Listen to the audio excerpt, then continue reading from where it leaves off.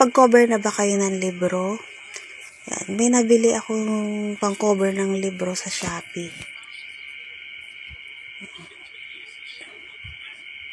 10 pieces ang laman ng isang plastic. Pinili ko itong pang-cover ng libro kasi hindi ako marunong mag-cover ng libro. May mga grid na rin siya, yung para pantay ang pagkakakover mo.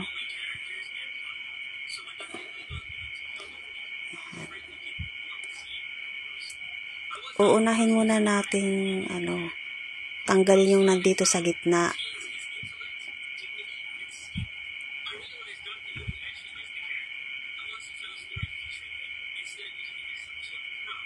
Ang hirap tanggalin.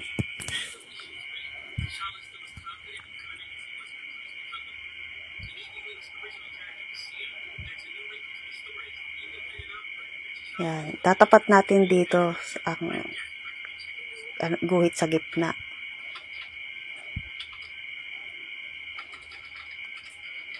Yan. Titignan natin kung pantay na yung sukat. Meron naman siyang grid para malaman mo kung pantay na.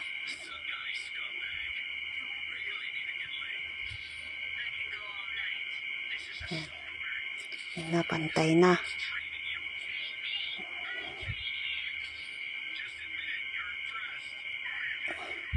Parang kapos yata yung sa likuran, ha.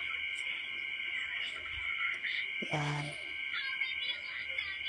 Adjust ko lang konti para magpantay.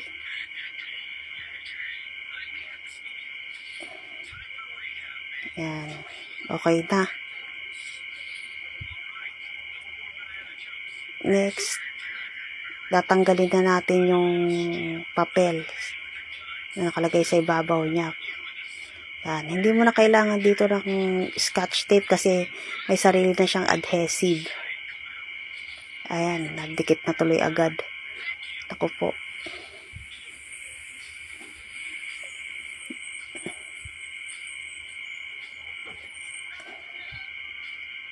Dahan-dahan lang ang nito kasi para hindi siya magbukol-bukol, para pantay ang pakakalapat sa libro.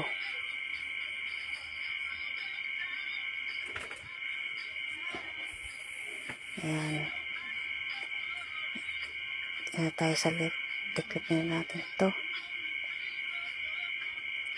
Ayan. Mas mahaba siya, puputulin ko na lang siya mamaya.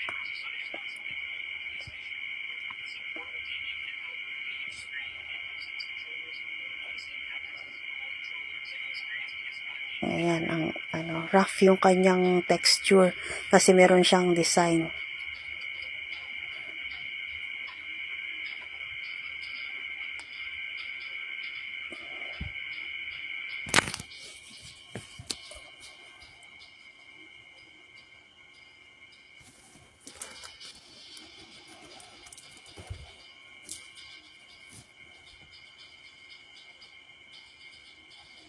Yan, sa likuran naman. Tanggalin na rin natin yung papel sa...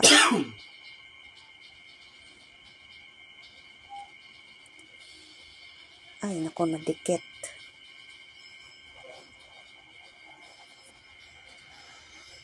Yan.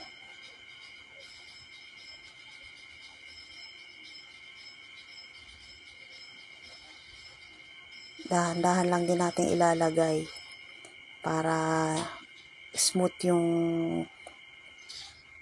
paglapat ng cover. Yan. Makapal din yung kanilang cover.